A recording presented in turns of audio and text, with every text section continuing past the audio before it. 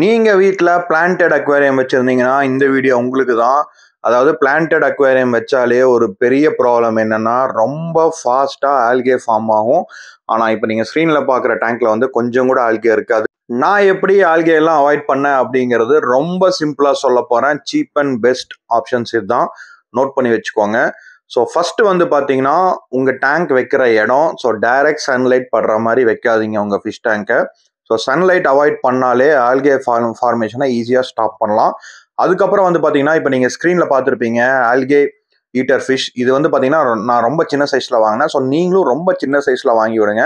இந்த ஃபிஷ்ஷுடைய கேரக்டர் என்னன்னா, பயங்கர ஆக்டிவாக இருக்குங்க. நீங்கள் டேங்க்ல விட்டதுலேருந்து துருன்னு இருப்பாங்க. அங்கே பார்த்தீங்கன்னா, ஒரு இடம் விடாமல் ஆல்கேவை கம்ப்ளீட்டாக வந்து இவங்க சாப்பிட்ருவாங்க. ரொம்ப ஃபாஸ்ட்டாகவும் க்ரோ ஆகுறாங்க. ஆல்கே கம்ப்ளீட்டா டேங்க்ல இல்லைன்னா இவங்க வந்து ஃபிஷ் ஃபுட்டும் சாப்பிட்றாங்க. ஸோ இந்த ஃபிஷ் வந்து நல்லா ஈஸி டு மெயின்டெனன்ஸ். பட் என்னன்னா சம்டைம்ஸ் கோல்டு ஃபிஷ்ஷை வந்து அட்டாக் பண்ணுது. மற்றபடி டெட்ரா இந்த மாதிரி ஃபிஷ் கூட எல்லாம் நீங்கள் தாராளமாக விடலாம். கோல்டு கூட மட்டும் கொஞ்சம் நீங்கள் கேர்ஃபுல்லாக தான் விடணும். நான் ரொம்பவே சின்ன சைஸ் வாங்கினேன். நீங்களும் ரொம்ப சின்ன சைஸ் வாங்குங்க. ஏன்னா இவங்க வந்து ரொம்ப ஃபாஸ்ட்டாக க்ரோ ஆகுறாங்க. டேங்க்குள்ள விட்ட செகண்ட்லேருந்து அதோட வேலையை ஸ்டார்ட் பண்ணிச்சுங்க. என்னோட டேங்க்ல ரொம்பவே ஆல்கே இருந்தது. பட் சூப்பராக க்ளீன் பண்ணிருச்சு. ஒரு 2-3 டேஸ் டைம் எடுத்தது. பட் அழகாக வந்து இப்போவும் அங்கே பாருங்கள் ஒரு ஆல்கே இருக்காது. அது வந்து கிளாஸில் மட்டும் கிடையாது. உள்ளே வச்சிருக்கிற டாய்ஸு, ஃபில்ட்ரு, பிளான்ட் எல்லா இடத்தையும் பயங்கரமாக க்ளீன் பண்ணிடுறாங்க. ரொம்ப துரு ஃபிஷ் பயங்கர ஆக்டிவாக இருப்பாங்க.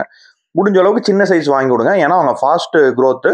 கொஞ்சம் ஒரு 2 ஃபீட் டேங்க் வச்சிங்கன்னா 2 சின்ன சைஸ் விட்டிங்கன்னா போதும். இது வந்து என்னோட 1 ஃபீட் டேங்க்கு. ஸோ அதனால் ஒரு ஃபிஷ் தான் நான் விட்டுருந்தேன். நல்லாவே ஃபாஸ்ட்டாகவும் க்ரோ ஆகிட்டாங்க.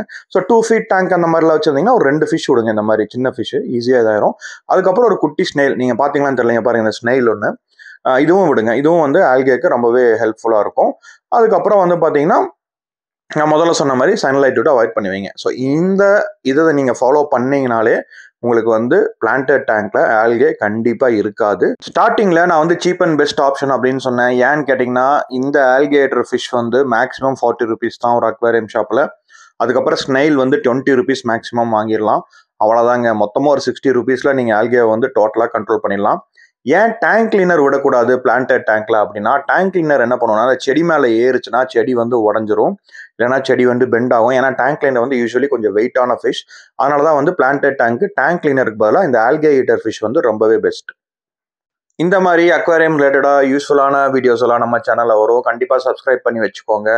இன்னும் வந்து பார்த்தீங்கன்னா 90% சப்ஸ்கிரைப் பண்ணாமல் தான் நம்ம வீடியோ பார்க்குறீங்க. ஸோ கண்டிப்பாக சப்ஸ்கிரைப் பண்ணி அந்த பெல் ஐக்கானை கிளிக் பண்ணி வச்சுக்கோங்க. நம்ம சேனலில் அக்வேரியம் பெட்ஸ் வீடியோ தவிர அப்பப்போ வந்து நல்ல ஒர்த்தான கிவ்அவேவும் கொடுத்துட்ருக்கோம். ஸோ கண்டிப்பாக சப்ஸ்கிரைப் பண்ணி வச்சுக்கோங்க. See you in next video. Bye bye.